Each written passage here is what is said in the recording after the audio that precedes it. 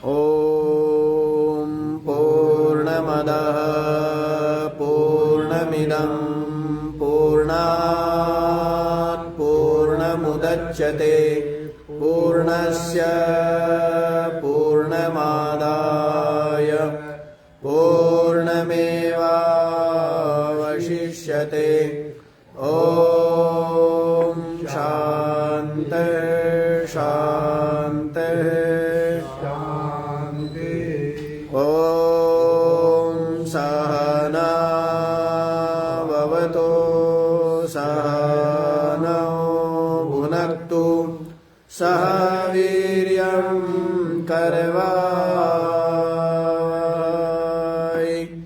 तेजस्विनावधीतमस्तु मा विद्विषावहै। ॐ शान्ति शान्ति शान्ति। ॐ भद्रं कर्णेभिः शृणुयाम देवाः भद्रं पश्येमाक्षभिर्यजत्राः स्थिरैरङ्गैस्तुष्टवाग्वंशस्तनूभिर्व्यसेम देवहितं यदायुः। स्वस्ति नः इन्द्रो वृद्धश्रवाः स्वस्ति न पूषा विश्ववेदाः स्वस्ति नस्तार्क्ष्यो अरिष्टनेमिः स्वस्ति नो बृहस्पतिर्दधातु। ॐ शान्ति शान्ति शान्ति।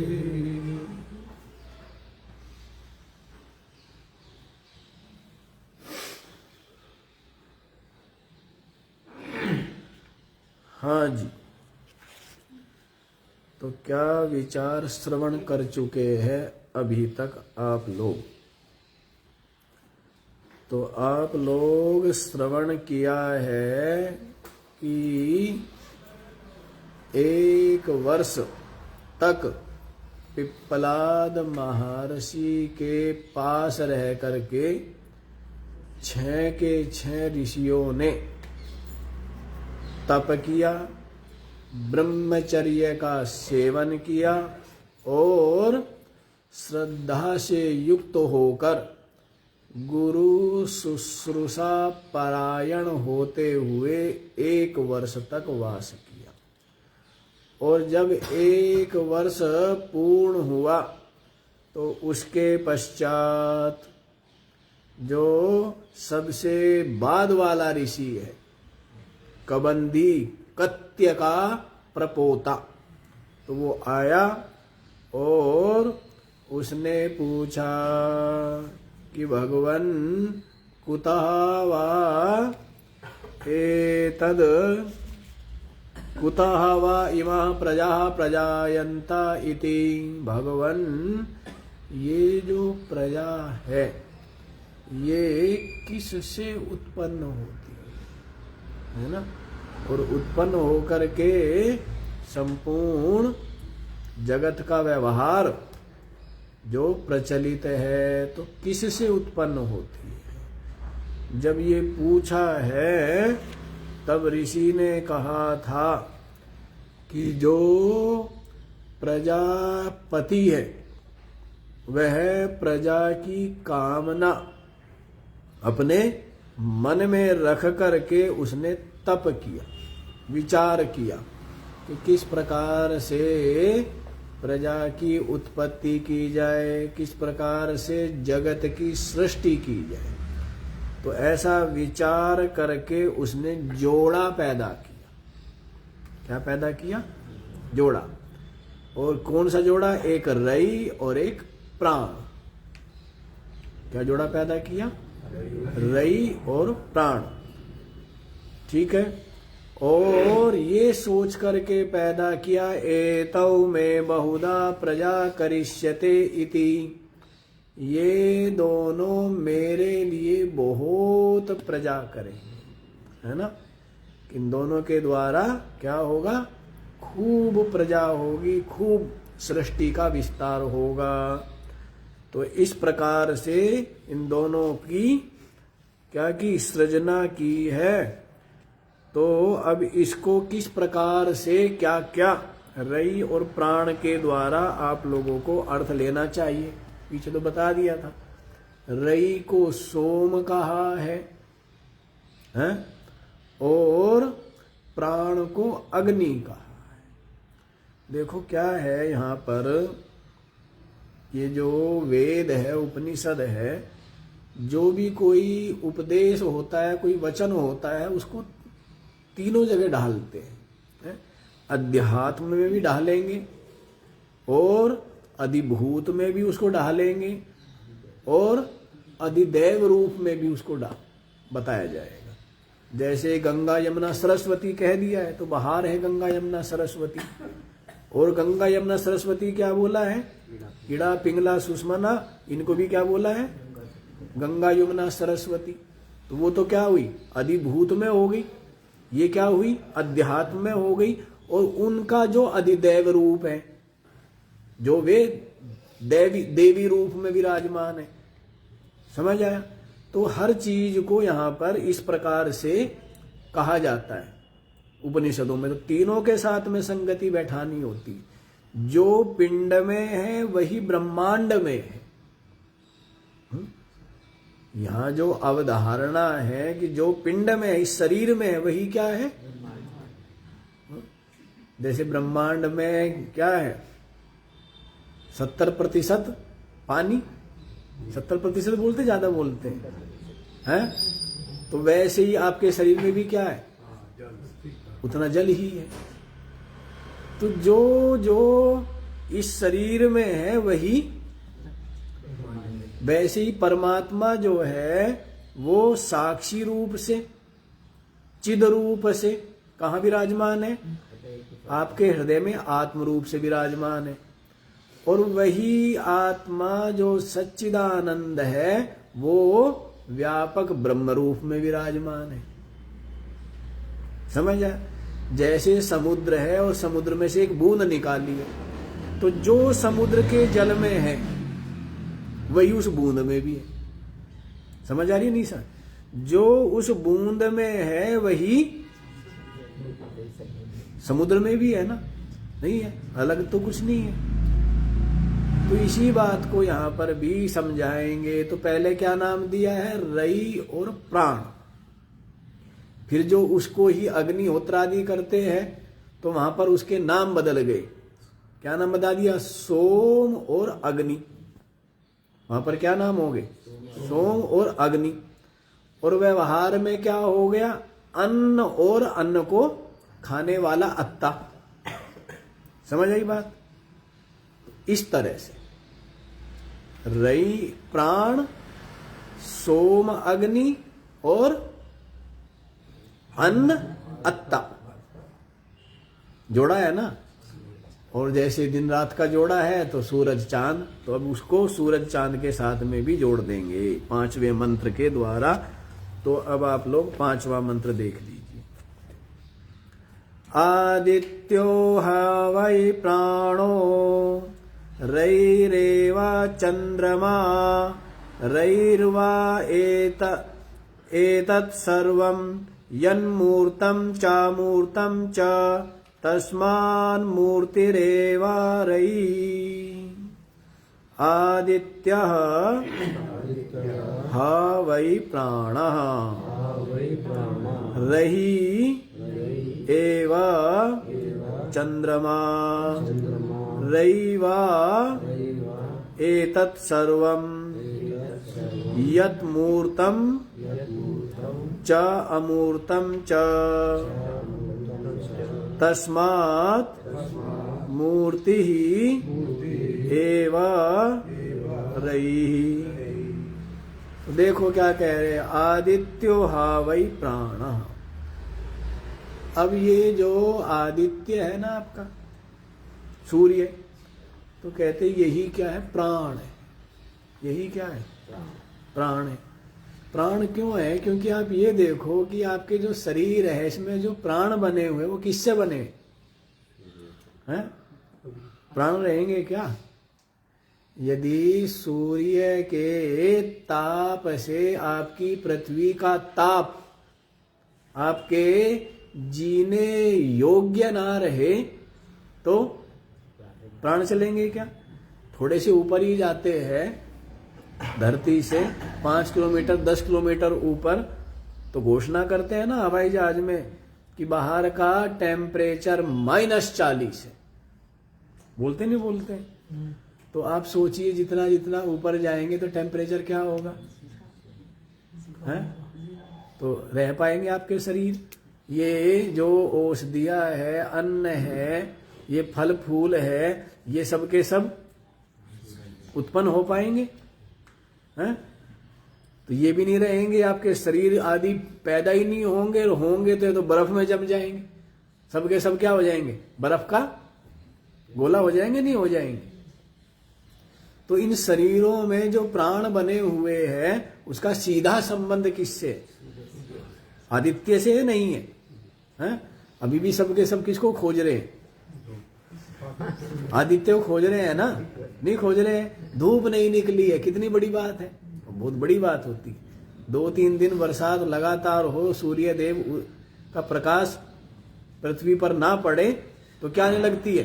वस्त्रों में भी है, मकानों में भी क्या आने लगती है? दुर्गंध आने लगती है, नहीं आने लगती है? तो सबके सब क्या हो जाएंगे? रोगग्रस्त हो जाएंगे, नहीं हो जाएंगे? हैं? तो आदित्य का तो प्राणों के साथ में सीधा संबंध है। इतनी जो अन्न औषधियाँ है उनमें जो रस है, उस रस को जो पका रहा है निरंतर अपने ताप से, जिससे खट्टा फल क्या हो जाता है? मीठा हो जाता है, नहीं हो जाता है? कौन पकाता है उसको? आदित्य ही पका रहे हैं ना? है? तो दोनों का अपना अपना महत्व है, अपनी अपनी महिमा है। तो आदित्यो ह वै प्राणः, ये जो आदित्य है ना, यही क्या है? अब इसकी प्राण के साथ में संगति कर दी है कि प्राण रैरेव चंद्रमा, और जो ये रई कहा था ना, रई यही क्या है? यही चंद्रमा है। कितने हो गए? अब ये चौथा चल रहा है। पहले 3 बता चुके। रई प्राण बताया, उसी को फिर सोम और अग्नि बताया, उसी को फिर अन्न और अत्ता बताया, उसको ही अब आदित्य और चंद्रमा बता रहे। समझ आई बात? तो क्या कह रहे हैं? ये जो आदित्य है यही प्राण है, और ये जो रई है यही क्या है? चंद्रमा है। रई वा एतत् सर्वम यन्मूर्तम च अमूर्तम च, जो कुछ भी ये मूर्त और अमूर्त है, जो कुछ भी है वो सबका सब क्या है? रई है। सबका सब क्या है? रई है। समझ आ रही है बात? जो अब इसमें बताएंगे, अमूर्त अलग है और मूर्त अलग है, लेकिन इनका साथ साथ क्या करेंगे? अभेद भी करेंगे। अभेद कैसे करेंगे? जैसे वृक्ष है और वृक्ष की शाखाएं अनेकों है, लेकिन वे जुड़ी हुई है ना, एक ही तने से, एक ही मूल से वो क्या है? जुड़ी हुई है, जबकि दिखने में शाखाएं क्या है? बिल्कुल अलग अलग है। इसी प्रकार से ये रई और प्राण, अन्न और अत्ता, सोम और अग्नि, आदित्य और चंद्रमा, अब ये सब के सब द्वंद्व दिख रहे हैं, लेकिन इनका जो मूल है, मूल में तो क्या है? ये मूल में तो एक ही है। मूल में तो एक ही है ना, नहीं है? तो उसी बात को यहां पर बताएंगे। रईर्वा एतत् सर्वम, ये जो कुछ भी है, यद मूर्तम च अमूर्तम च, जो मूर्त और अमूर्त है वो सबका सब क्या है? रई। तस्माद मूर्ति रेवा रही, इसलिए जो ये मूर्ति है ना वही रही है, और जो अमूर्त रह गया, मूर्त से भिन्न जो क्या रह गया, अमूर्त, वो अमूर्त क्या है, वो प्राण है। ठीक है ना। पहले क्या बोला है, जो कुछ भी मूर्त और अमूर्त है वो सबका सब क्या है, वो रही है। यत् सर्वम मूर्तम च रईरेव तत्सर्वम, वो सबका सब रही है। जो कुछ भी मूर्त है अमूर्त है सब रही है। लेकिन अब फिर वापस क्या बता देंगे कि मूर्ति रेवा रही, जो मूर्त है वो रही है, और जो मूर्त नहीं है अर्थात अमूर्त है वो क्या हुआ, वो प्राण है। ठीक है। तो अब इसका भाष्य आप लोग देखिए, ये तो आप लोगों के ऐसे ही समझ में आएगा। ठीक है ना। तत्र आदित्यो ह वै प्राणो अत्ता अग्नि, भाष्य क्या कहते हैं, यहां पर जो आदित्य है ना वही प्राण है, वही अत्ता है, वही अग्नि है। पहले 3 बताए थे, अब चौथा और जोड़ देना। आदित्य, प्राण, अत्ता, अग्नि, कितने हो गए, 4 हो गए। सीधा सीधा संबंध इतना ही समझ लो कि एक क्या है, भोग्य है, और एक क्या है, भोगता है। एक अन्न है और एक अत्ता है। जैसे चंद्रमा है और आदित्य है, तो क्या है, आदित्य में, चंद्रमा में जो चमक है वो किसकी है? चंद्रमा में जो चमक है वो किसकी है? आदित्य की है ना। चंद्रमा के पास खुद की तो कोई चमक है नहीं, तो उसी के ऊपर निर्भर है, नहीं है। तो इसलिए भोगता रूप तो क्या हुआ, आदित्य, और चंद्रमा क्या है, वो है भोग्य रूप। समझ आई बात। तो यहां पर इसलिए संगति बैठा रहे, संगति बैठानी पड़ती है। वो भोक्ता रूप हुआ सूर्य। हाँ, आदित्य और प्राण और अत्ता और अग्नि, ये चारों एक ही है। रई रेवा चंद्रमा, और ये जो रई है ये क्या है, यही चंद्रमा है। कैसे, रई रेव अन्नम सोम एवा, और वही अन्न है और वही सोम है। तो 4 ये हो गए, प्राण, अग्नि, अत्ता, आदित्य। कितने हुए, 4। ऐसी इधर देखो, इधर क्या हुआ, रई, सोम और अन्न और चंद्रमा। रई, सोम, अन्न और चंद्रमा, तो 4 ये हुए, तो एक ही है। तो इनके द्वारा ही शुरू में बोला था, जब ये प्रजापति ब्रह्मा जी ने दोनों की सृष्टि की, तब क्या बोला है, एतौ में बहुधा प्रजा करिष्यता इति, ये दोनों मेरे लिए क्या करेंगे, बहुत प्रजा को उत्पन्न करेंगे। यही सोच करके इन दोनों को क्या किया है, उत्पन्न किया था ब्रह्मा जी ने। ठीक है। तद एकम अत्ता च अन्नम च प्रजापति एकम तु मिथुनम। तद एकम अत्ता, एक तो क्या है, अत्ता है। ये जो 4 के जोड़े बनाए हैं, इनमें एक तो क्या है, अत्ता है। अत्ता माने खाने वाला। एक अन्नम च, और एक क्या है, एक अन्न है। प्रजापति एकम तु मिथुनम, और ये जो प्रजापति है ना, ये प्रजापति जो है, उन्होंने ये मिथुन जोड़ा उत्पन्न किया है। प्रजापति ने ये जोड़ा पैदा किया है, एक अत्ता और एक अन्न। समझ आ गई, जोड़ा पैदा किया है। तो उसी से क्या होती है, सारी सृष्टि होती है, नहीं होती जाती है, नहीं होती जाती है।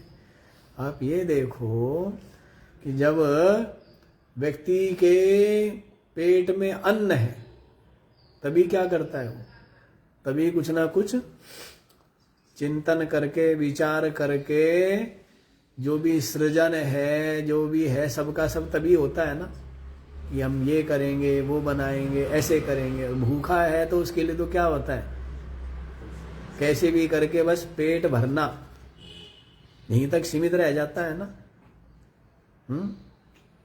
तो इसी से सबका सब विस्तार होता गया। सबका सब विस्तार किससे होता गया? अन्न से ही तो होता गया। अन्न और अत्ता से नहीं होता गया। क्यों जी? अब आप ये देखो, जैसे जंगल में है तो जंगल में अन्न तो है, लेकिन यदि उसका अत्ता ना होवे तो वो अन्न पैदा होके क्या होता है? वैसे ही सड़ता रहता है, नहीं सड़ता रहता है। अत्ता तो वहां भी पहुंच जाते हैं, उनमें जो कीड़े पैदा हो जाते हैं वो उनको खाने वाले हो जाते हैं, है ना। तो वो उनको खाने वाले हैं। तो ये प्रकृति का इसी प्रकार से चक्र चलता है। अन्न है तो वहां पर उसको खाने वाला पहुंच जाता है, खाता है और पुष्टि है, पुष्टि होता है। और फिर इसी प्रकार से चलता रहता है। और बाद में अन्न से ही पैदा हुआ था, अन्न में ही मिट्टी से पैदा होता है, कहाँ मिल जाता है? मिट्टी में मिल जाता है। इस तरह से तो जो प्रजापति है जी, उन्होंने एक अन्न और एक अत्ता, ये जोड़े पैदा किए थे। गुण प्रधान कृतो भेद कथम, तो कहते जी इनका जो भेद है ना, गुण और प्रधान, गुण और प्रधान में केवल यही भेद है। क्या भेद है तो आगे बताएंगे। गुण प्रधान कृतो भेद, गुण और प्रधान के उससे ही इनमें परस्पर भेद है तो एक ही, लेकिन एक गुण और एक प्रधान है। जैसे अन्न गुण है और खाने वाला प्रधान है ना। कितना ही अन्न पड़ा हो तब तक क्या लाभ है? यदि जब तक खाने वाला नहीं है तब तक उसकी कोई महिमा नहीं है कोई अन्न की महिमा? अन्न की महिमा तभी है जब उसको है, नहीं तो सड़कों पर पड़ा सड़ता रहता है। ज्यादा भी हो जाए तो क्या होता है? क्यों जी? खाने वाले ना होवे तो क्या है? तो अन्न जो है वो तो गौण है और उसको खाने वाला क्या है? वो प्रधान है। तो यही भेद है दोनों में, है दोनों एक ही। क्यों? जो अत्ता है वो भी किसी न किसी का अन्न है, नहीं है? जैसे चूहे का अन्न क्या है? अनाज। तो चूहा भी किसी का अन्न है, नहीं है? हैं? किसका अन्न है? और सारे के सारे जो प्राणी मात्र है, जीव मात्र है, किसके अन्न है? पीछे आप सुना है कठोपनिषद में मृत्यु के है ना। मृत्यु क्या बता? यस्य ब्रह्म च छत्रम च उभे भवता ओदना मृत्युर्यस्योपसेचनम का इत्था वेद यत्र सा। ब्रह्म के लिए कहा है ना, जिसके लिए ये जो ब्राह्मण क्षत्रिय आदि है, ये तो क्या है? चावल है। और जो मृत्यु है वो चटनी है। मृत्यु क्या है? चटनी है। और इन सब का कौन भोग लगा जाता है? वह जो आत्मरूप ब्रह्म है। आया ना पीछे कठोपनिषद में। तो इस तरह ब्राह्मण क्षत्रिय क्या बताए? ये तो अन्न है, सबको खा जाता है, नहीं खा जाता है काल, और काल को भी जो खा जाता है, सबको खा जाता है कौन? काल। और काल को कौन खा जाता है? परमात्मा। तो परमात्मा में तो काल भी नहीं है ना। काल भी क्या हो गया? वहां काल भी घुल गया। जिस काल ने सबको गिना वो काल भी क्या हो गया? वो काल भी अपनी गिनती खो करके जिसमें लय हो गया। तो क्या रह गया है? अद्वितीय सच्चिदानंद चिन्मात्र ब्रह्म ही शेष रह जाता है। एक ही रह जाता है ना। अब उस एक को अलग अलग नाम रख लो, वो सबकी अपनी अपनी वो है। कोई ब्रह्म कहे, कोई विष्णु कहे, कोई कुछ भी कहे, एक रह जाता है ना। तो निरुपाधिक, निर्विशेष, निर्गुण, निराकार, अव्यक्त ही शेष रह जाता है। देखिए यहीं पर कैसे गुण और प्रधान का जो भेद है वो कैसे, रई वा अन्नम वा एतत् सर्वम किम यद यन तद यन मूर्तम च स्थूलम च अमूर्तम च सूक्ष्मम च मूर्ता मूर्ते अत्रि अन्न रूपे रईवा अन्नम, पीछे बता दिया है। ये जो अन्न है ये क्या है, रई ही वो अन्न है। वाह एतत् सर्वम किम तद, जो कुछ भी है, किम तद क्या क्या जी, यन मूर्तम च माने स्थूलम, जो मूर्त है माने वो जो स्थूल है, और अमूर्तम च माने जो सूक्ष्म है। जो कुछ भी स्थूल है, जो कुछ भी सूक्ष्म है, वो सब का सब क्या है, रई रेवा तत्सर्वम, वो सब का सब रई ही है। जो कुछ भी स्थूल है, जो कुछ भी सूक्ष्म है, सबका सब रई है। मूर्ता मूर्ते अत्रि अन्न रूपे रई रेवा, मूर्त अमूर्त अत्ता और अन्न, सबका सब क्या है, रई रेवा, रई ही है। सबका सब क्या है, रई है।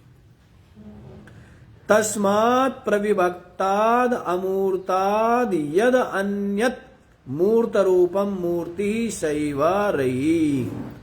तस्मात् प्रविभक्ताद, फिर उनका जो विभाग किया हुआ है, तस्माद है एक, लेकिन फिर क्या कर देते हैं, उनका विभाग कर देते हैं। जैसे धान है तो धान तो एक है, लेकिन फिर उसका क्या करते हैं, उसको कूट करके विभाग कर देते हैं। तो क्या करते हैं, चावल और फिर क्या करते, छिलका, चावल और छिलका करके अब क्या हो गया, अब भेद हो गया ना। थे क्या वो एक ही है ना, लेकिन अब उसके क्या हो गए हैं, दो हो गए। तो इसलिए तस्मात् प्रविभक्ताद, वही जो है प्रविभक्त होने से, अमूर्ताद यद अन्यद, अमूर्त से जो अन्य है, मूर्त रूपम माने मूर्ति ही, जो कुछ भी मूर्ति है, सैव रई, वह ही रई है। वह क्या है, वह रई है। और अमूर्तेना अद्यमानत्वाद, क्या है, जो अमूर्त है अत्ता, उसके द्वारा खाए जाने योग्य होने से, खाया जाता है। सांख्य में भी तो ये है ना, सांख्य दर्शन में क्या है, एक पुरुष है और एक क्या है, प्रकृति है। और पुरुष के लिए उन्होंने कहा है कि वो कुछ नहीं करता है, और जो कुछ भी है प्रकृति, उसको सब कुछ पुरुष को ही प्रदान करती है। सब कुछ पुरुष के लिए है, प्रकृति पुरुष को देती है। पुरुष किसके लिए कहा है, चेतन के लिए। जो चेतन तत्व है उसको पुरुष कहा है। तो पुरुष के लिए जो है ना, प्रकृति सब कुछ, जो कुछ है प्रकृति है, विकृति है, सब कुछ इसमें ही है, प्रकृति विकृति। तो सबका सब पुरुष के लिए है। और पुरुष जो है वो तो एक रस है, पुरुष में कुछ बनना बिगड़ना नहीं है। जो कुछ बनना बिगड़ना है वो प्रकृति में है। पुरुष एक रस रहता है। तो आप ये देखो, अभी भी देखो, जैसे अभी आप हैं, तो जो पुरुष है वो तो दिख नहीं रहा, दिख रहा है, और अन्न दिख रहा है। क्या दिख रहा है, अन्न तो दिखता है, लेकिन पुरुष दिखता है क्या, पुरुष नहीं दिखता है। दिख रहा है, जो सबके हृदय में जो तत्व है, चेतन तत्व, वो तो नहीं दिखता है। लेकिन ये जो कुछ भी दिख रहा है, ये सारी की सारी सृष्टि, ये तो अन्न है। सारी की सारी सृष्टि तो क्या है, नाम रूप दृश्य क्या है, सारा का सारा अन्न है। और जिसके लिए ये अन्न है, वो जो पुरुष है, वो दिखता है, वो नहीं दिखता। तो इसीलिए अमूर्त तो कहा है पुरुष को, और जो जो मूर्त है वो सब कहा है रई को, अन्न को। ठीक है। हाँ, तो ये ऐसा ही, इसको इतना भी समझ लो और इतना भी हम समझा पाए तो आप लोगों के लिए ये अधिक ही है, ठीक है ना। क्योंकि लाक्षणिक रूप से कहा जाता है, लाक्षणिक रूप से कहा जाता है। वेदों का जो कहने की शैली है वो बड़ी ही लाक्षणिक है। हाँ है जी, इशारा कर देते। हाँ, तो बड़ा कठिन इस अभी भी लोग निकाल पाए वेदों के जो सही अर्थ है, तो वो तो भगवान भाष्यकार शंकराचार्य जी की कृपा से कि उन्होंने कुछ ऐसा शंकर साक्षात, यो मानते हैं कि वो तो साक्षात क्या थे शंकराचार्य जी, शंकर के ही अवतार थे। तो इस कारण से इसके जो भाव है उपनिषदों के और वेदों का जो परम प्रयोजन है, तात्पर्य है, वो किसमें है, इन बात को उन्होंने ही युक्ति, तर्क, प्रमाण, अनुभव के द्वारा सिद्ध किया है। तो इसलिए अन्यथा विभिन्न मतांतर, विभिन्न क्या है, तो कोई किसी प्रकार से सही इसका भाव समझ में आता ही नहीं था। तो इस तरह निकालना कठिन है। जैसे भागवत भी है ना, तो भागवत का भी आप ये देखो, वैसे तो बोला भी था ना महाभारत कौन लिखे, महाभारत के लिए आता है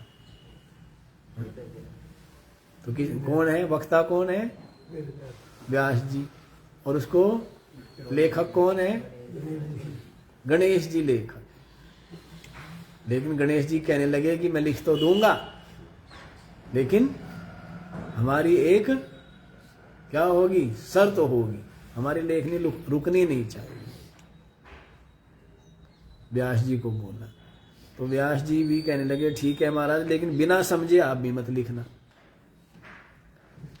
तो इसलिए कुछ ऐसे बीच बीच में कूट शब्द का प्रयोग कर देते थे, जो कहने के लिए शब्द अलग है, लेकिन उसका जो भाव है वो कुछ अलग ही होता था, बहुत गहरा होता था। तो उसके विचार करने में जितना उनको समय लगता, इतने वो आगे, व्यास जी आगे और सोच लेते, आगे फिर बोलने लगते, रचना करते थे।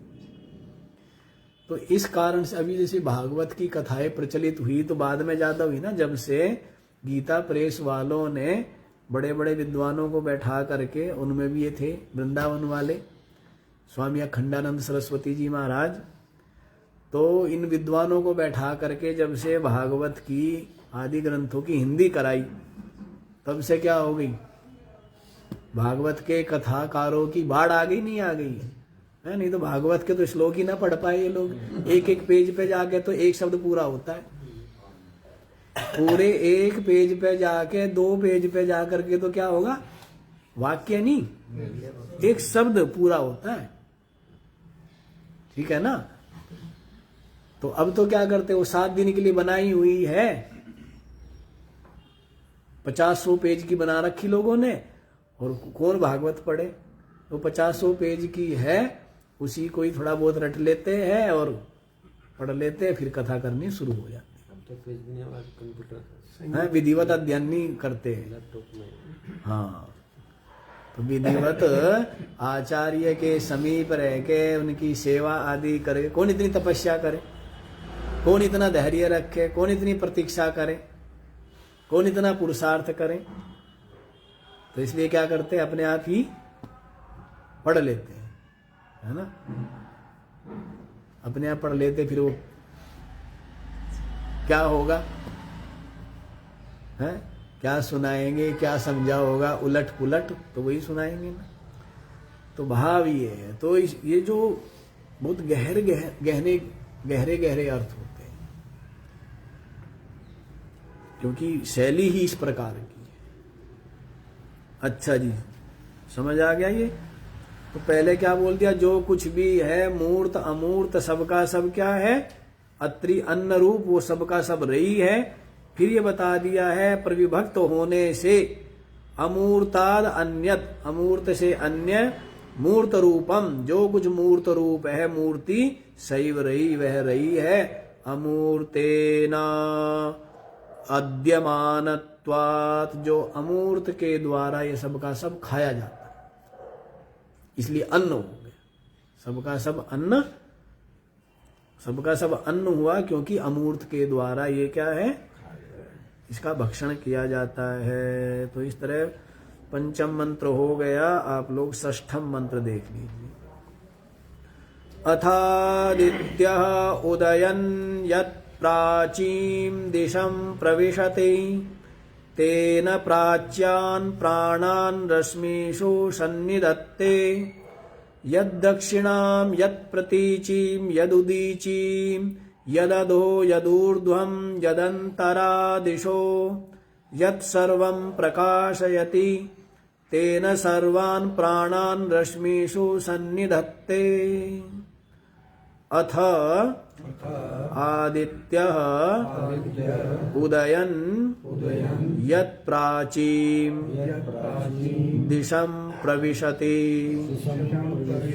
तेन प्राच्यान् प्राणान् रश्मिषु सन्निधत्ते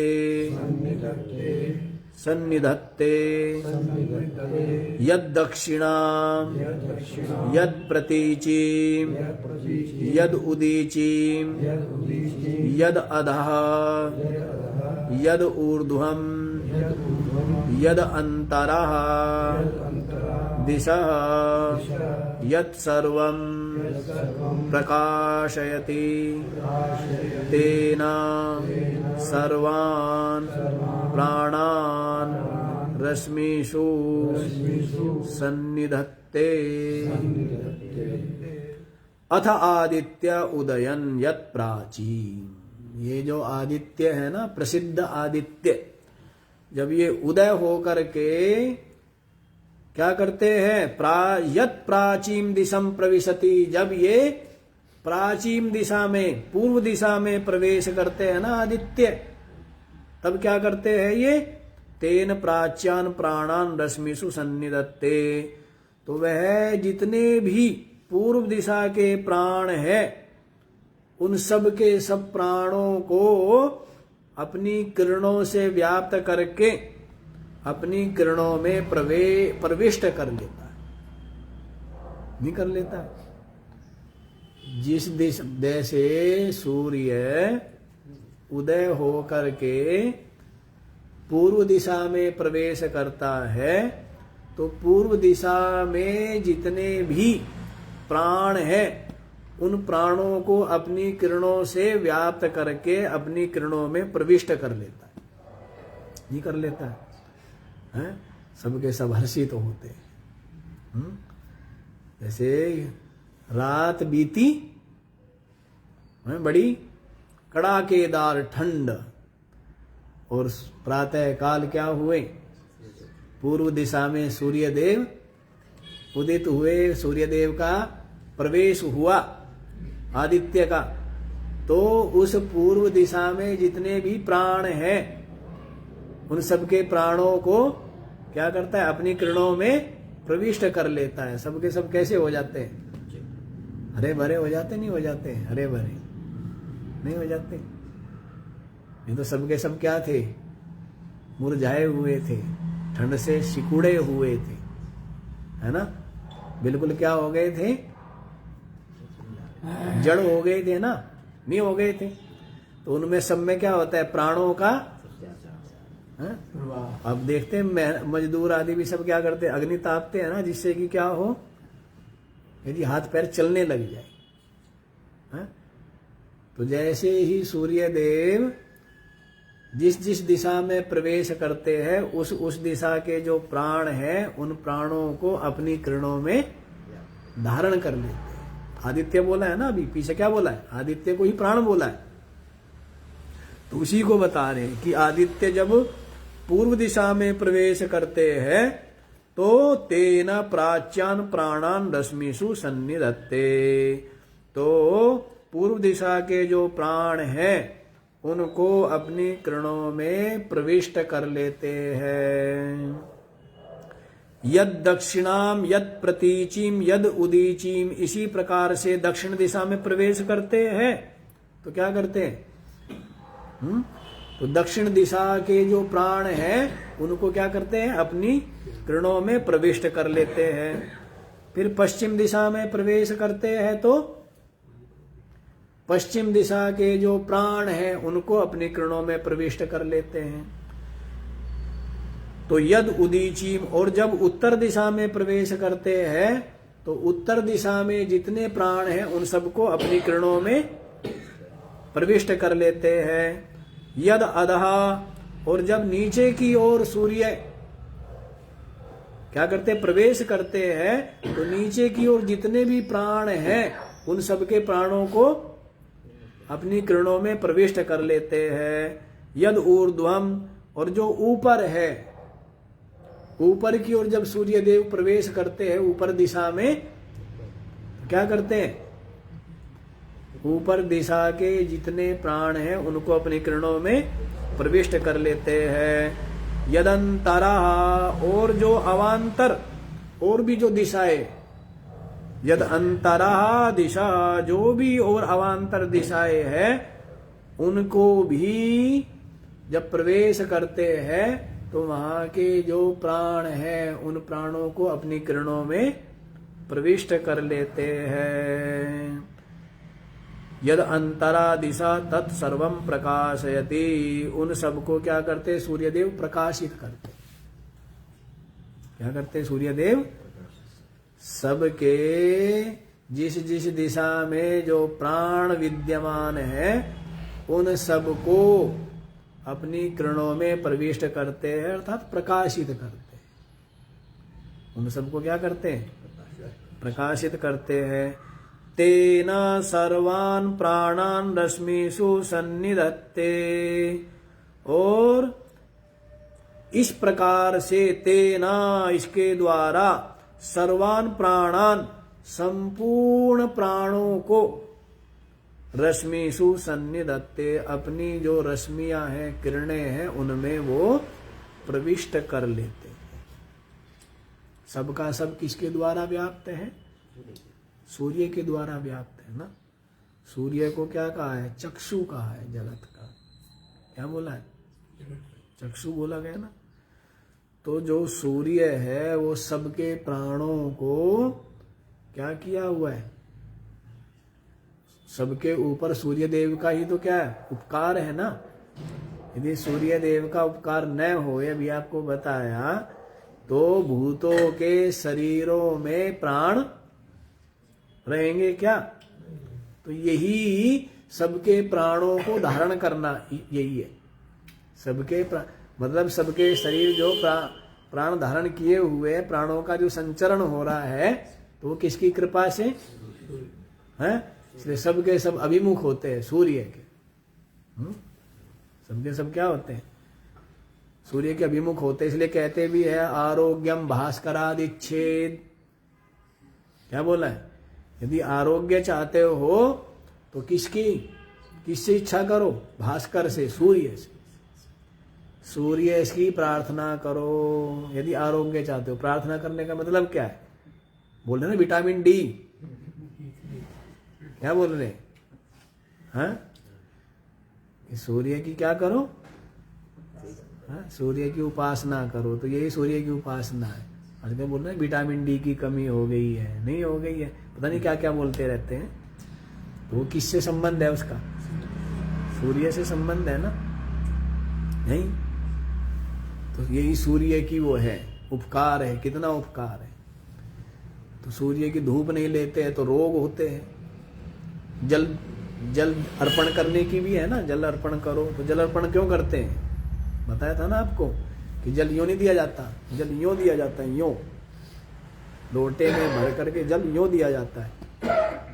वैसे तो प्रातः काल का जो उदय होने वाला ये आता है, नोक्षेद उगदंतम आदित्यम, उगते हुए सूर्य को नहीं देखना चाहिए, है ना। उगता हुआ जो सूर्य है उसको ऐसे आंखों से नहीं देखना चाहिए, सीधी आंखों से। तो कुछ इस प्रकार की किरणें होगी जो नेत्रों के लिए हानिकर होती है। तो ये होता है कि जो जल दे रहे हैं ना, उस जल के बीच में से सूर्य की किरणों को देखो, सूर्य को देखो।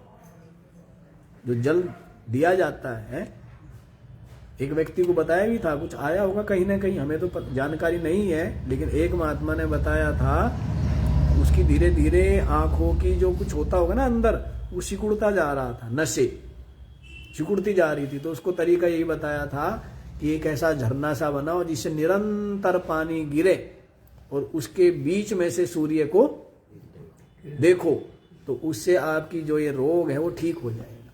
अब ये पता नहीं कहीं ना कहीं इसका किसी ग्रंथों में, आयुर्वेद के ग्रंथों में कहीं विधान है, ये तो हमें नहीं पता है, लेकिन हमारे सामने ही कहीं कि जल के अंदर से देखना है। आजकल बनाते भी है ना कि ग्रहण देखना है तो पहले लोग थाली भर के रखते थे, परात भर के, उसमें देखते थे। आजकल तो उस तरह के लेंस बन गए हैं। क्या बनते हैं? हाँ, कुछ बोलते हैं ना उस तरह के पेपर क्या बोलते हैं वो? हाँ, तो सीधे आंखों से नहीं देखना चाहिए, तो उसका कुछ ना कुछ दुष्प्रभाव है। तो वैसे जल देने का मतलब यही है कि कोई नेत्रों के दोष हो और सूर्य के अभिमुख जाएगा, सूर्य की किरणें पड़ेगी, धूप पड़ेगी, तो उसमें जो भी शरीर में कोई तत्व है की कमी है वो पूर्ति होगी, नहीं होगी।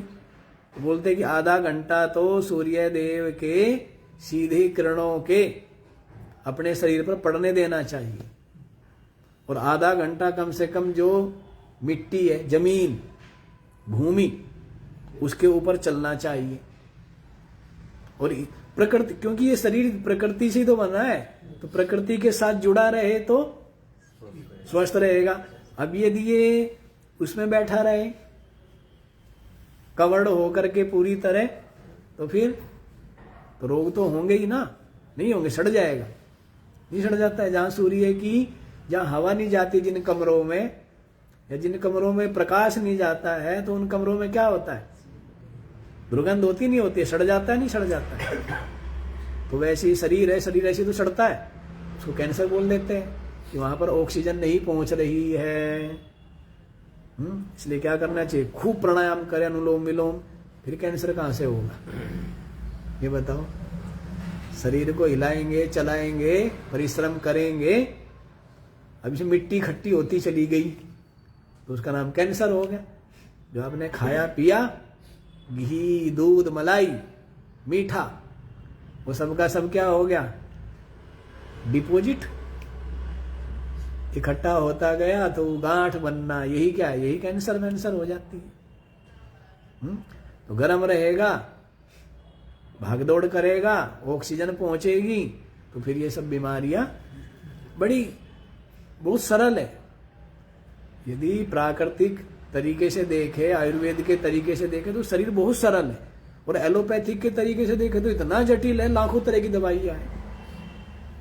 कोई बात नहीं, कोई मतलब कुछ नहीं है, पता नहीं क्या है। वैसे बहुत आसान है, बहुत सरल है।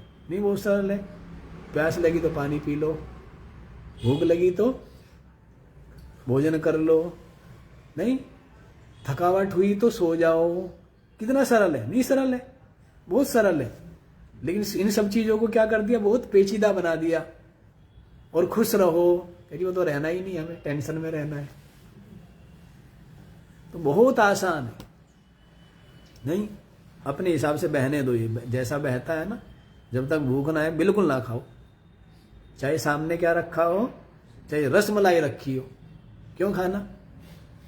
जब तक भूख नहीं है तो क्यों खाना है?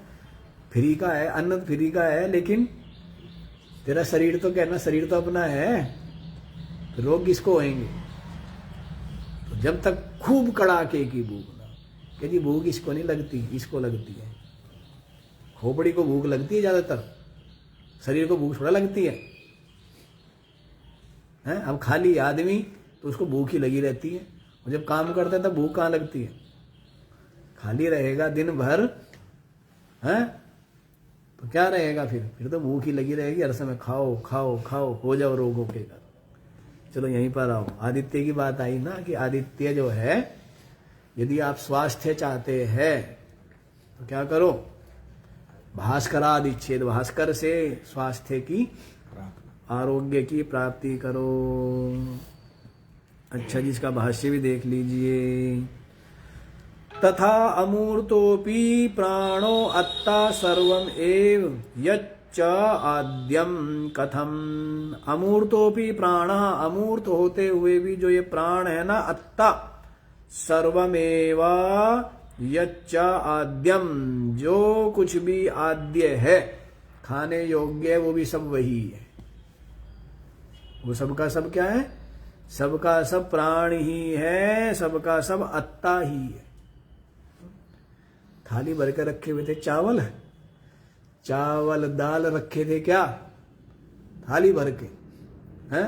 किसी के सामने रख दे, भीम के आगे, भीमसेन के आगे क्या करके परात भर के चावल दाल है सब्जी रख दी। थोड़ी देर बाद आए, कहने कहाँ गए भाई, वो जो माल रखा था वो कहाँ गया? तो कहते वो आत्मसात हो गया। अत्ता के साथ में एक हो गया, नहीं हो गया? पहले अलग थे, खाने वाला अलग था, अन्न अलग था, उसने क्या कर लिया? एक हो गया, नहीं हो गया? तो अब उस हिसाब से बताएंगे, ठीक है ना। तथा अमूर्तोपि प्राणा, अमूर्त होते हुए भी प्राण जो अत्ता है, सर्वम एवा, सब कुछ वही है, यच्चा आद्यम, जो कुछ भी आद्य है, जो कुछ भी खाने योग्य है, भोग्य है। कथम, कैसे जी?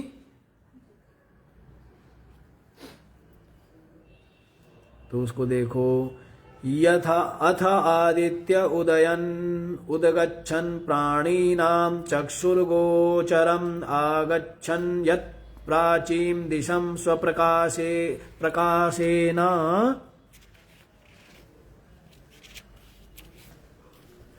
प्रविशति व्याप्नोति।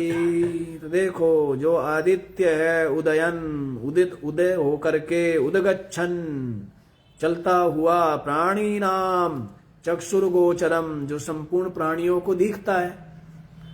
उदय होकर के सबको क्या दिखता है? कि सूर्य देव पूर्व दिशा में प्रवेश कर गए, फिर दक्षिण दिशा में प्रवेश कर गए, फिर पश्चिम दिशा में प्रवेश कर गए। ऐसा सबको दृष्टि में आता है, नहीं आता है? चक्षुर्गोचरम आगच्छन्, जब आते हैं, यत् प्राचीन दिशम स्वप्रकाशेन प्रविशति व्याप्नोति, तो पूर्व दिशा को अपने प्रकाश से जब क्या करते हैं? प्रकाशित करते हैं, पूर्व दिशा को व्याप्त करते हैं। तेना स्वात्म व्याप्त्या, तो अपनी किरणों के द्वारा, प्रकाश के द्वारा व्याप्ति से सर्वांस्तत् स्थान प्राणान, तो वहां पर स्थित संपूर्ण प्राणों को, पूर्व दिशा में प्रवेश किया तो पूर्व दिशा में स्थित जो सर्वांतत् स्थान प्राणान, वहां पर स्थित संपूर्ण प्राणों को प्राच्यान अन्नभूतान रश्मिषु, जो पूर्व दिशा में जो भी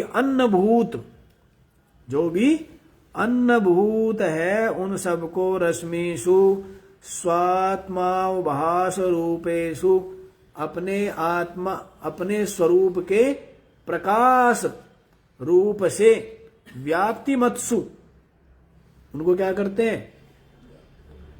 उनको व्याप्ति करके उन संपूर्ण भूतों को, प्राणों को, जो अन्न रूप है, सबके सब क्या हुए? आप ये देखो ना, जैसे सबका सब किसके द्वारा प्रकाशित है? सूर्य से प्रकाशित है ना। यदि सूर्य से प्रकाशित ना होवे तो, होते हुए भी वो हमारे लिए उपयोगी होता है क्या? होते हुए भी नहीं है, होते हुए भी नहीं है। तो ये सबका सब किसके द्वारा प्रकाशित होता है? सूर्य के द्वारा प्रकाशित हो रहा है ना। तो ये सबका सब क्या हुआ? एक तरह से अन्न रूप हुआ, और इनको प्रकाशित करने वाला, इनका भोक्ता कौन हुआ? सूर्य, अत्ता। भाई, सूर्य के प्रकाश के बिना आप पुस्तक नहीं पढ़ पाएंगे। प्रकाश के बिना पुस्तक पढ़ पाएंगे क्या? तो इसलिए पुस्तक जो है, ये तो क्या हुई? अन्न। और इसको प्रकाशित किसने किया? प्रकाश ने सूर्य के, तो इसलिए अत्ता कौन हुआ? सूर्य। समझ आ रही? इस तरह से खाने का मतलब यूं खाना ही नहीं होता कि उठा के खा ही जाना है। जो उसके द्वारा प्रकाश्य होवे, जो उसके द्वारा जाना जाए, हैं, जिसकी सत्ता महत्ता उससे होवे, वो उसका क्या है? वो अन्न ही है। अन्न का मतलब खाली मत समझ लेना कि भाई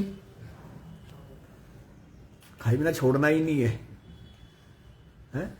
जैसे आपका घर है तो वो घर भी एक तरह से देखे तो आपके लिए अन्न ही है ना। आपके जैसे कंबल है, आपका तख्त है, आपकी कुर्सी है, ये सब का सब क्या आपके लिए अन्न रूप है? नहीं है। आप इसके भोगता हो नहीं भोगता हो, हैं? बहुत चीजों को आप देख करके, आपका जो बगीचा है उसके भोगता भी कौन है? आप लकड़ी नहीं खागे, हैं? लेकिन वो बगीचा क्या है? वो अन्न। आप धन है, वो धन तो अन्न है, लेकिन उस धन का भोगता कौन है? खाओ भले ही ना, आप एक ढिल्ला खर्च ना करो, लेकिन उसको देख देख के सोच सोच के प्रसन्न तो हो रहे हो ना। जैसे कोई मान लीजिए आपको पद है या प्रशंसा है, कई लोग कहते हैं ना कि अरे ये तो इनको भूख नहीं लगती, भोजन नहीं करते, ये क्या खाते हैं? प्रशंसा खाते हैं। नहीं, किसी आदमी की प्रशंसा करते रहो, रोटी की ज्यादा जरूरत नहीं है उसको, नहीं है। क्योंकि अहंकार का भोजन क्या है? और जब तक अहंकार खड़ा है तब तक कोई दिक्कत नहीं, ठीक है ना। और अहंकार खत्म और आदमी मरा, नहीं मर जाता है। अहंकार बहुत से लोगों की नहीं पद होवे, अब वो के 20 साल 12 साल से कुछ नहीं खाते हैं, वो खा रहा है ना। मैं कुछ नहीं खाता हूं, ये जो अहंकार है उसका बना हुआ है, और उसकी जो ये प्रसिद्धि हो रही है, प्रशंसा हो रही है, वो खा रहा है वो, तो उसको रोटी की जरूरत ही नहीं है, नहीं होती। आपको भी तो नहीं होती, बहुत बार ऐसे नहीं होती है प्रशंसा करके, और आपकी ना पैसे की जरूरत ना भोजन की जरूरत, और क्या करते हैं आप? ठीक ठाक रहते हो नहीं रहते हो? बताओ। तो आपने क्या खाया? और किसी को बुलाया घर पे और सामने तो रख दिया खूब मालताल, और वैसे उसको कड़वा बोले, कठोर बोले, तिरस्कार करे, अपमान करे, तो क्या होता है? हैं? उससे उसको पुष्टि मिल रही है या उसका जो सामर्थ्य है वो घटती जा रही है? वो हतोत्साहित हो रहा है, बलशाली हो रहा है, या शल्य ने तो यही काम तो किया ना। शल्य ने कि मामा जी युद्ध तो आपको लड़ना था हमारी तरफ से। मामा किनके? नकुल और सहदेव के मामा है शल्य, माद्री के भाई है। लेकिन सेवा दुर्योधन ने की तो पक्ष किसका लेना पड़ा? कितने कितने नीतिवान होते थे ना, कितने, मतलब आज का व्यक्ति कल्पना भी नहीं कर सकता है। सगे है लेकिन फिर भी अन्न उसका खा लिया है तो उसके साथ अब साथ तो देना ही पड़ेगा। हृदय भले ही दर हो, लेकिन हमारे अस्त्र, हमारे शस्त्र, हमारा शरीर, भीष्म आदि का आशीर्वाद किधर है? लेकिन जो अन्न खाया है, जो जल पिया है, उसका जो ऋण है, तो हमारे अस्त्र, हमारे शस्त्र किसके लिए है? हमारा शरीर दुर्योधन के लिए। तो आज के लोग क्या इन चीजों को सोचेंगे? आजकल तो अलग ही वो है? जिस पेड़ पे बैठे हैं, जिस पेड़ की छाया में, उसी पेड़ को क्या करते हैं? उसी को काटते हैं। आजकल के लोग इतने उच्च आदर्शों की बात सोच भी नहीं सकते, है ना। वहां तो अनजाने में भी कुछ अपराध बन जाता था तो उसका भी प्रायश्चित करना, और कितना कितना वो करते थे। तो आज के लोग क्या सोचेंगे? आज के लोगों को तो इन चीजों का कोई मतलब ही नहीं है। प्रत्यक्ष करते हुए, समझ आ रही है बात? तो आप देखो, शल्य ने किसका साथ दिया? दुर्योधन का। फिर जब वो आया अर्जुन और कर्ण का सामने होना, तब यही कहा, मामा जी इतना तो काम कर सकते हो, हैं? उसके साथ भी आप न्याय करना, और थोड़ा सा हमारा भी। तो क्या करते थे, उसको उसका उत्साह भंग करते थे। कर्ण का, अरे कर्ण क्या तेरे बाल हैं, वो सामने वाला देख रहा है कौन है, हैं? तो इंद्र भी जिसका सामना नहीं कर सका, भगवान शंकर भी जिसके सामना नहीं कर सके, ऐसे ऐसे करके उसका उत्साह भंग करना, हतोत्साहित करना, उसका प्रभाव पड़ता है नहीं पड़ता है, उसका प्रभाव पड़ता है। तो कहने का भाव, हम अन्न से पहुंच गए कहाँ कहाँ, देखो प्रशंसा भी अन्न है, प्रशंसा भी अन्न है, मान सम्मान अन्न है। गुलाब जामुन खिला दिया और प्रशंसा नहीं की, हैं? मीठा नहीं बोले और मीठा बोले, और क्या रख दिया, बासी रोटी और नमक के साथ में, चटनी के साथ में, उसमें बड़ा स्वाद आता है, नहीं स्वाद आता है? ये तो भेद है। दुर्योधन कहता है, दुर्योधन के यहाँ खीर मालपुए बने हुए हैं, और विदुर के यहाँ, विदुर देखो मंत्री है लेकिन तपस्वी है, विदुर तो वही खाता है, क्योंकि मंत्री को कोई कमी थी क्या, एक आदेश की वो थी, लेकिन पहले ये सोच थी कि नहीं, जो हमारी ईमानदारी की कमाई, हमें नहीं लेना है राज्य का, राज्य का हमें लेना ही नहीं है, कोई मालताल कुछ भी होवे, हमें तो अपना पुरुषार्थ करके।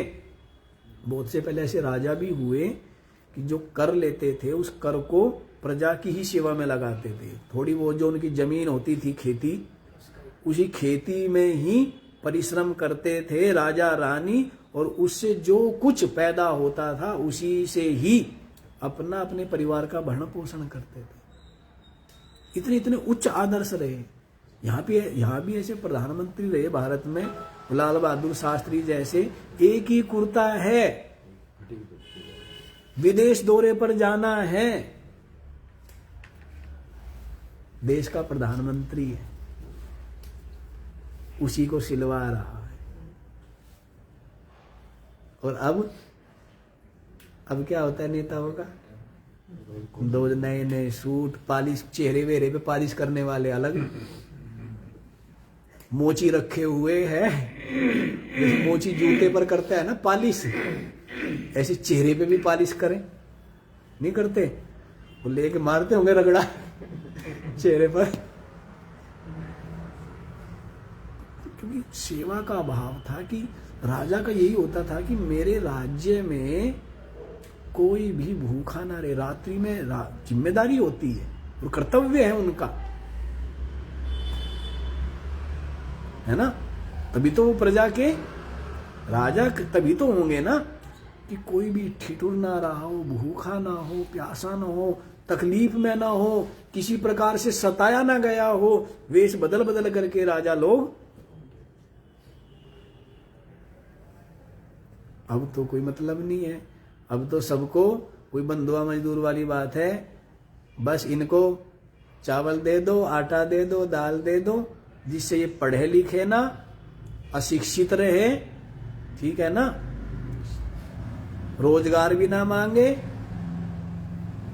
सवाल भी ना पूछे, शिक्षित ना होवे, और ये क्या बने रहे, बस मजदूर बने रहे, पशु के पशु बने रहे। ऐसा दुष्चक्र, ऐसा षड्यंत्र ये चलता है। स्वार्थी लोग तो यही करेंगे, जिनके अंदर स्वार्थ है वो तो यही करेंगे ना। ऐसी स्थिति है कि अंधेरे में जनता को रखना, हम राजा बने रहे, ऐसी मानसिकता। पहले देखो क्या मानसिकता रही है राजाओं की, एक ही वस्त्र है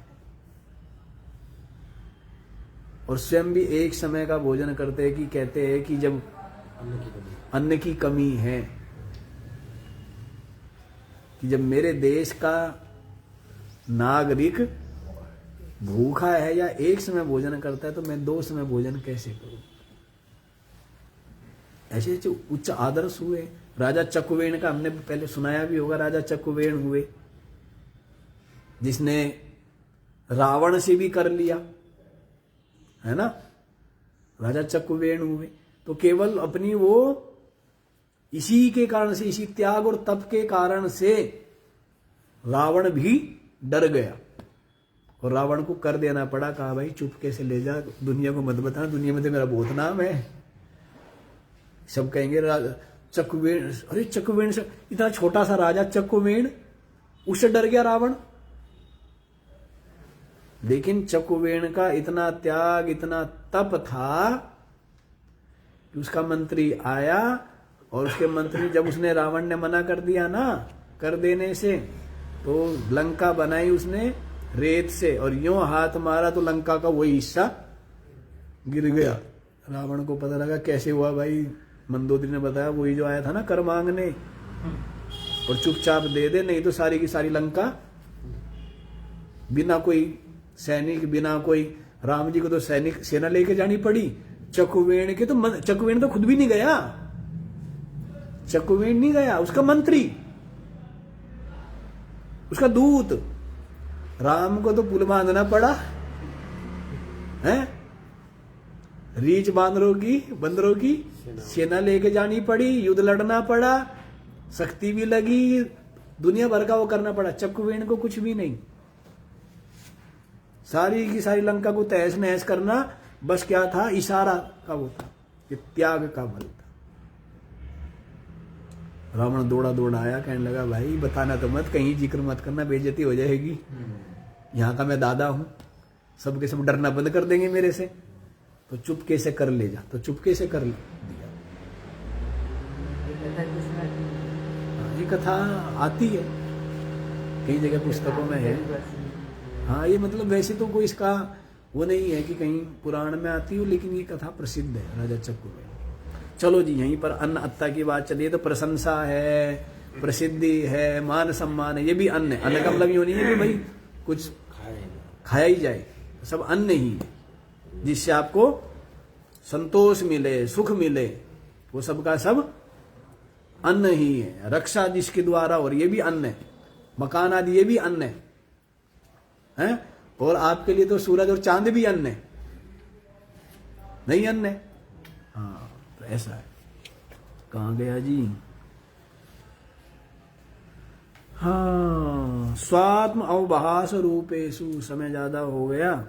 व्याप्ति मत्सु व्याप्तत्वात् प्राणिनः सन्निधत्ते सन्निवेशयति, तो अपने प्रकाश के द्वारा उनको व्याप्त करके संपूर्ण प्राणियों को क्या करता है, अपने किरणों में प्रविष्ट करता है। आत्मभूतान करोत्यत्यर्थ, आत्मरूप कर लेता है। क्या कर लेता है? उनको प्रकाशित करके क्या करता है? आत्मरूप हो गए। अभी प्रकाशित हो रहे नहीं हो रहे, जैसे सूर्य प्रकाश रूप है, तो ये भी क्या होगी, पुस्तक प्रकाशित होगी ना, तो प्रकाश रूप हो गई।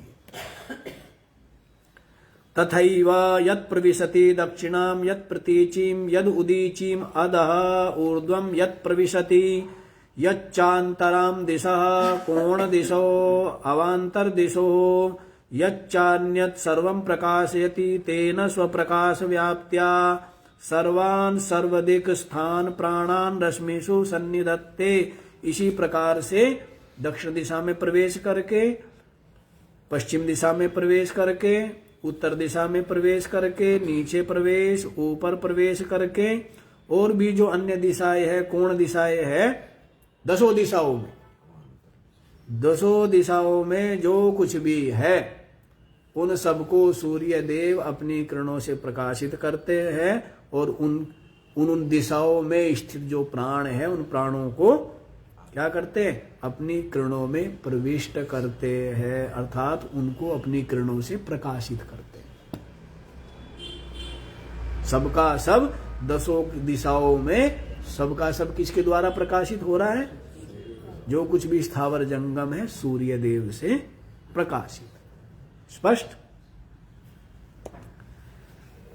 प्रकाश तेना स्वप्रकाश व्याप्त्या, अपने प्रकाश के व्याप्ति के द्वारा सर्वान सर्वदिग स्थान प्राणान रश्मिषु सन्निधत्ते, संपूर्ण दिशाओं में स्थित जो प्राण हैं उनको अपनी रश्मियों में क्या करते हैं? प्रविष्ट करते हैं, अर्थात सबको प्रकाशित करते हैं। तो सब, इसलिए आदित्य क्या हुए? आदित्य सबके अत्ता हुए, और सबके सब आदित्य के लिए अन्न रूप हुए। इसलिए आदित्य को क्या बोल दिया था? प्राण बोला है, अत्ता बोला है, और क्या बोला है, अग्नि बोला है। बाकी का विचार कल करें। ओम पूर्णमदः पूर्णात् पूर्णमुदच्यते पूर्णस्य पूर्णमादाय पूर्णमेवावशिष्यते। ओम